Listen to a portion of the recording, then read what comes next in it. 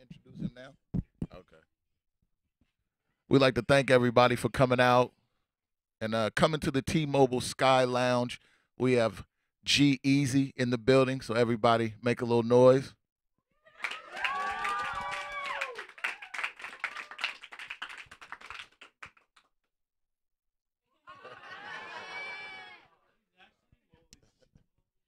How you doing, man? Cool, man. Thanks for having us. Yeah, definitely. So everybody, the man you've been all waiting to see, G-Eazy in the What's building. poppin'? So how's it going, man? You just got to Portland, huh? It's good, man. I'm out here on this campaign trail. You know, if I could figure out how to teleport, I would be lucky. We're just going everywhere, man. Just, planes, trains, and automobiles, man. So how's your this your first time in Portland? Nah, I've been here a few times. I love Portland. We came, I want to say the first time I was ever here, I played a coffee shop. We sold that bitch out, should have made that hoe bigger. And and then we came back, and the next time, I forget the name of the venue, but the last time we did Roseland, and it was like, I'd heard so much about that venue, and I got friends down here, and they would tell me like, yo, where should we play this time? And it's like Roseland, hands down, you got to do it. And it was originally supposed to be at some other venue. Sold that bitch out, should have made that hoe bigger, and we moved it to Portland, and to Roseland, and it was like one of my favorite shows on the whole tour. There's always a great energy here. Yeah, no, Portland is a good market. And speaking of planes, trains, and automobiles, I was watching the tour blog. Yeah, Your first time in Europe. It yeah, was man. crazy. So how was that? I mean, seeing your music taking you overseas like that. Just, it's the same thing. Like the first time I played here in the coffee shop, I was like still just tripping. Like there's people in Portland who know who I am and know the words to the, you know what I mean? Like, cause this is all internet. Yeah. Like, it's like it's just now that like, it's starting to get like pick up at radio, and it's like starting to become real. Like we're playing in the majors finally. But up until that, it's like it's very organic, and I'm just surprised and forever thankful that people care about the music that I'm making. So the same thing in Europe. It's like, you know, imagine being like so many miles away from where this music was made. And I'm like, yeah, I don't even really speak English like that. I'm in Paris, and there's a line around the corner, and it's like when I played I Mean It, the crowd was so loud screaming the words to the chorus, but there was such a heavy accent. It was so funny. Like you could hear them like it was crazy. And like coming from the Bay Area, I know you've been working hard, putting in many years of work to Yeah. see the album drop and be number one, rap album number 3 overall Yeah. Billboard 200. What is the for you the feeling of that when you see that when it to visualize that after all the hard work? It's just surreal, man. Like truly, truly, truly feel blessed and just thankful because, you know, this was so many years in the making. And, all the free mixtapes, the tours where we would lose money, just being out there trying to get it, trying to, plant seeds and spread the word and to finally like, you know what I mean? Like to put something out, you don't know if it's gonna sell. I've never, really tried to sell anything before. I've given everything away. You don't know. And I'm like, I talked all my shit. Like, then I'm like, I hope this works. Like, and it was humbling. And I don't know. I got the best fans in the world for real. Yeah. What was the first moment you kind of saw when you saw the ball really start rolling? What was the turning point where you saw like this thing is really about to pop off and Yeah. I don't know, man, because on one hand, it's like ever since I started this, when I was like, I don't know, I started rapping when I was about 14 or something, and the music was trash. For real, my beats sucked. But you couldn't tell me that I wasn't gonna be like an icon. Like I wanted to be a legend. Like I was like, and no matter how foolish that sounds, like, imagine me like trying to give people my mixtape and me telling them I wanted to be a big star, and they're like, bro, this shit is trash. Um, but you couldn't tell me different. And so my perspective's always been like, if you're gonna do something, then at least aspire to be great at it. That doesn't mean everybody that aspires to be great dies Jay-Z, but at least work hard and and approach it that way rather than, oh, if I could just get this high, that's good enough. You know what I mean? I'm comfy here. Like, so then when it does, it's like on one hand, well, I should be number one. Because that's, if you want to be great, that's what happens. But at the other hand, it's like, I never thought that shit would actually happen. Like, what?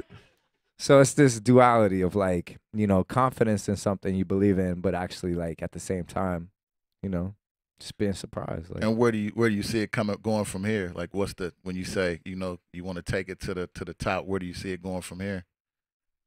we're gonna take over the world. Straight up, man. That's always been the ambition. No, I can definitely, like, listening to the music, you can hear the bay in there, but you can also Yeah, hear like a bigger sound in there. Then, yeah, we've been running the record with Rick Ross, yeah, the remix. How yeah. did it feel to get that knocked out and work with the boss? Dog, it's crazy. It's crazy. Like, I don't know when these things start to come to fruition, because it's everything you talk about, but then still, it's like, to hear his voice on my track. Like, same thing when when E40 sent me the verse, we had talked on the phone, and I'm just tripping, like being on the phone with E40.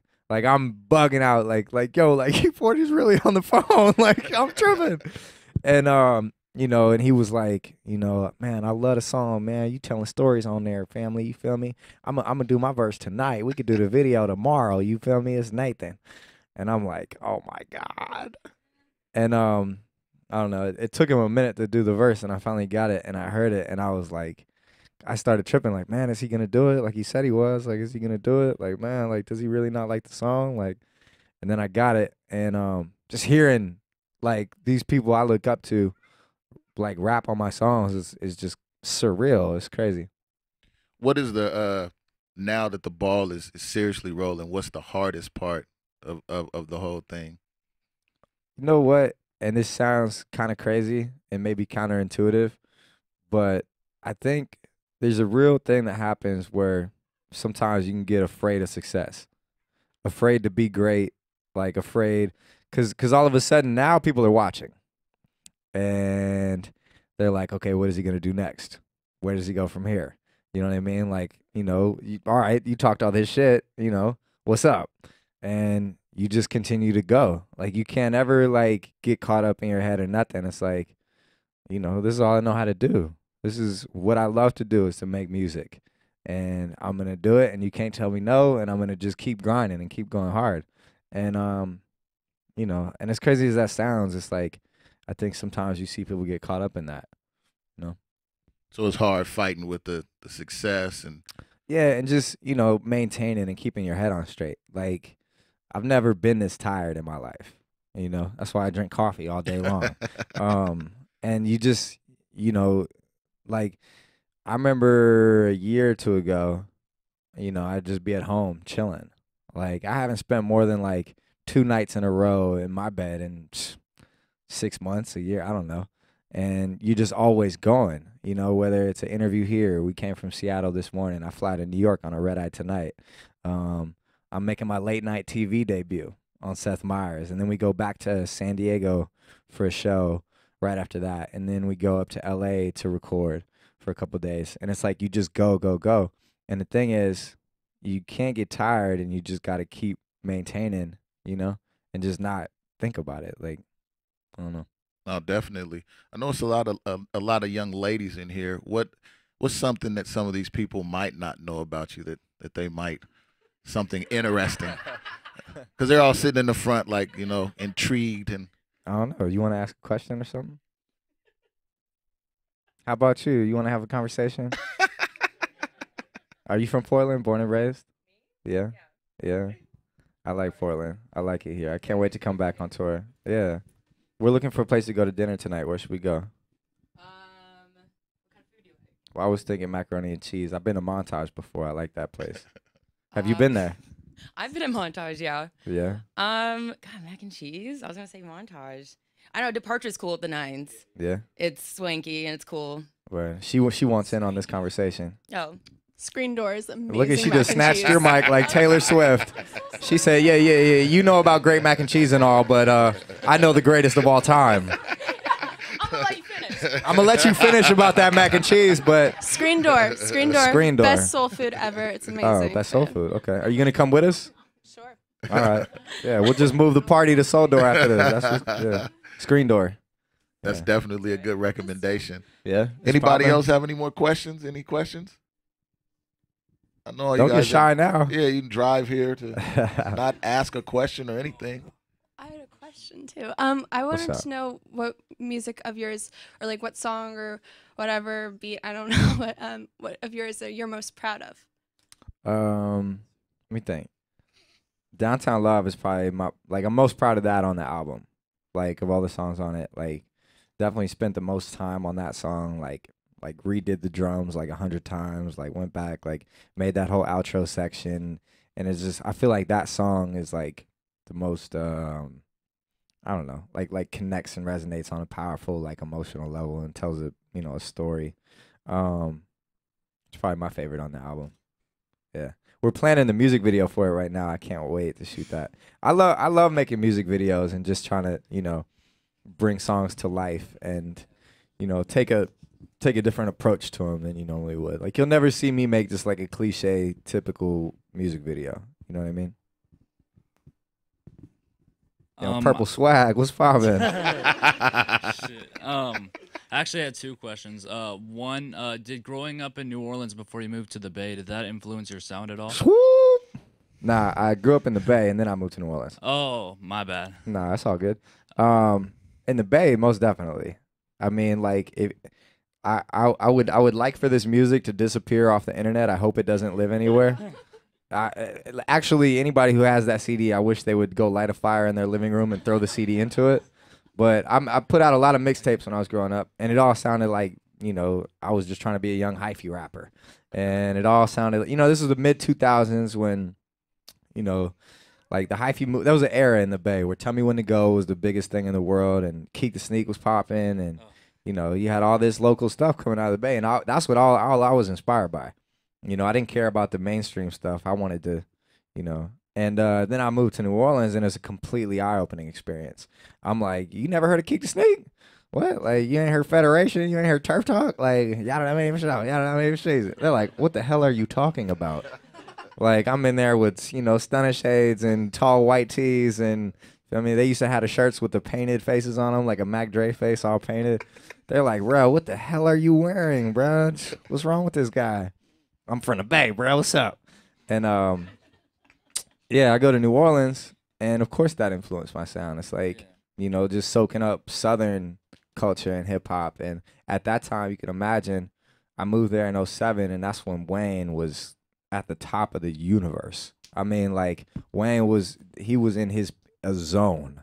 Like, this was right before Carter 3, so you had all the Drought Is Over mixtapes, and I swear you would go to any bar or any club in New Orleans, and they would drop mixtape Wayne tracks, and everybody would scream every word as if it was the biggest song in the country at the time. And you can't help but be, like, inspired and influenced by that kind of energy. Actually, I like how you talked about Wayne, because my next question was going to be, how impactful to your success do you think it was to go on America's Most Wanted tour and open for legends in the game right now? Yeah. Here's the thing, man. Like,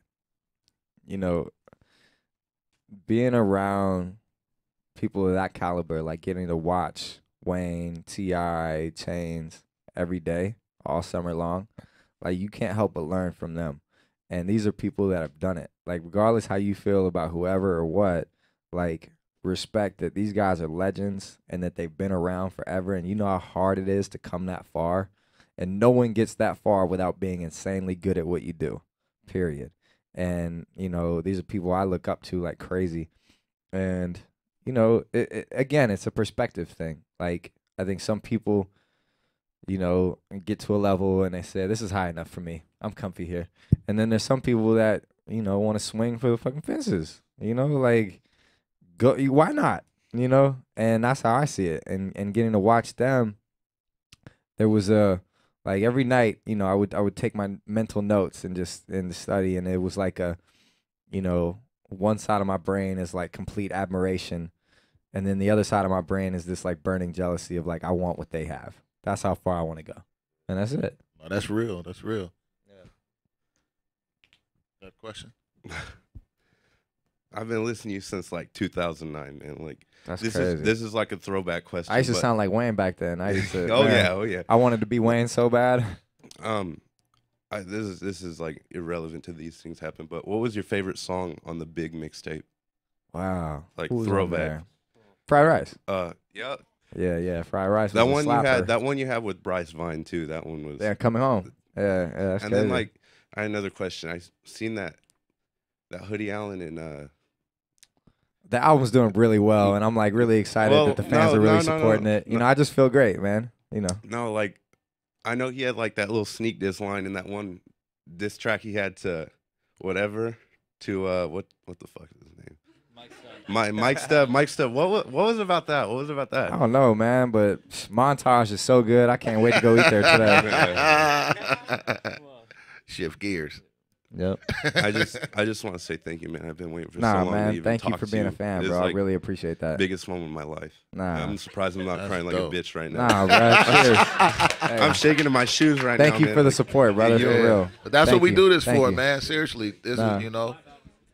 Yeah. Man, that's Oh, crazy. wow. Where'd y'all come from? Dang, that's crazy. Yeah. Appreciate you guys, man, for real. Thank you. Any more Respect. questions from anybody else? Or? I have a question. What's up? So, who are your favorite music artists? Like, who inspires you or inspired your music? Well, I mean, definitely, I'm a Kanye West, like, stan. Like, very big Drake fan. Lil Wayne, obviously. Jay-Z, Anyone, Nas, like. less famous than that? Yeah. I was really into, like, here's the thing. Like, I was super into my hyphy, like, Bay Area, like, anything from, you know, I said Turf Talk, Mr. Fab, The Team, like, you know, the Pack who I grew up with. But then I was also into, like, 90s East Coast hip hop. Like, I was a huge Tribe Called Quest fan. Obviously early Nas and, you know, everything Biggie and all that, you know, Big L. Nice. Yeah. I think over here. What's been like your most important like thing that's like happened to you like during music? I would say this album. This album. Yeah. 'Cause here's the thing, like, it's crazy. The music game, like, the whole industry is changing. Obviously, we know that, you know, albums don't mean what they meant, you know, in 1999, where people went 28 times platinum, you know, and it's crazy. Tower Records doesn't exist anymore. Y'all probably don't even know what the hell that is. The mom does. And you know, the game is changing. I mean, like, but with that being said, albums still hold their place in terms of, like, until you have an album under your belt as, like, a, you know, a real solid, cohesive body of work that says, like, this is who that guy is, you know, it's like, it's essential to have that.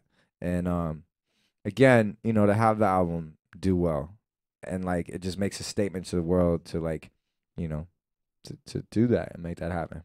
What was your most inspirational, like, hip hop album? Like, album that to this day. you can say- Illmatic. Yeah. Illmatic. Yeah. Illmatic. I mean, that's just like Illmatic or 2001. Yeah. Yeah. Two of the greatest albums ever made. Black Album was huge. Midnight Marauders is another classic. Yeah.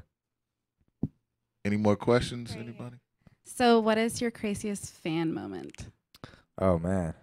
Not safe to tell on this interview right now. Oh no. You have a lightweight. A Let me lightweight. think of a one? lightweight one. I'm always like crazy flattered by the fan art and the detail put in, you know, and like the level of, like, you know, people go hard and they give me these crazy intricate like paintings and drawings and stuff. I'm like, man, like, you spent a lot of time on that. That's crazy. You know, that's always love. Anybody else? It's always crazy to me when I hear people drive so far, you know, because I hate driving. Like, when I was a little kid, my parents split up, and on weekends, my moms would drive us down to Fresno, and I would go see my dad. And just spending that many hours in the car as a kid, like, I hate being in the car. So it's like when I hear people like, what? Like, you drove how many hours? Like, that's crazy, and that's that's wild, man. I appreciate it. Speaking of being in the car, first time you heard your record On the radio in the car. Yo, we heard it today on the way here.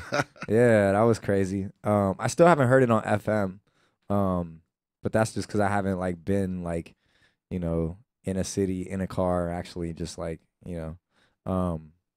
The first time I heard it, let me think. I was in New Orleans and it was the last day of my tour. So what, like 3 months ago, something like that. I've lost track of time. And Christoph Anderson, who co-produced it with me, his girlfriend that came, and she drives a Fiat. So the first time I heard it was in a little baby Fiat. Yeah. What was the feeling? Just crazy, man. I mean, it's like, it's a surreal kind of thing, man, especially with, you know, again, it's like my whole, like, I'm not like a, you know, like my story isn't the same as everybody's. It's like, this is all organic. This is all like music I made at home, not in some big expensive studio. This is music that like came to life on the internet, not like, you know, I'm not on MTV. Oh, well, yeah, I am. You feel me? Now I am. MTV's Artist to Watch. Yeah. You know, and it's just now like, it was kind of like we're doing our thing over here, just working quietly, you know, don't mind us. And now it got so much that the gatekeepers and the powers that be, you know, took notice and they're like, wow, like this kid's killing it. And like, you know, to see them show love and open their doors and you have stations now like embracing it and playing it, it just shows the power of what you can build, you know, like on your own if you independently, if you know what you want to do and who you are, and I don't know, you just stick to that, you know. Oh, definitely. Any words of inspiration for any people that might be aspiring to do music in here or watching online? Hustle. There you go. Work harder than everybody else. Go hard, bruh. Go hard. Hustle. Well, yeah, man, we want to thank you for stopping by. You Any know. parting words for anybody? Or hustle. That's it, man. Well, there you have it. G-Eazy, right T-Mobile SkyLounge. Appreciate you, Jamming 107.5. We want to thank everybody for coming out. Yee. Right on.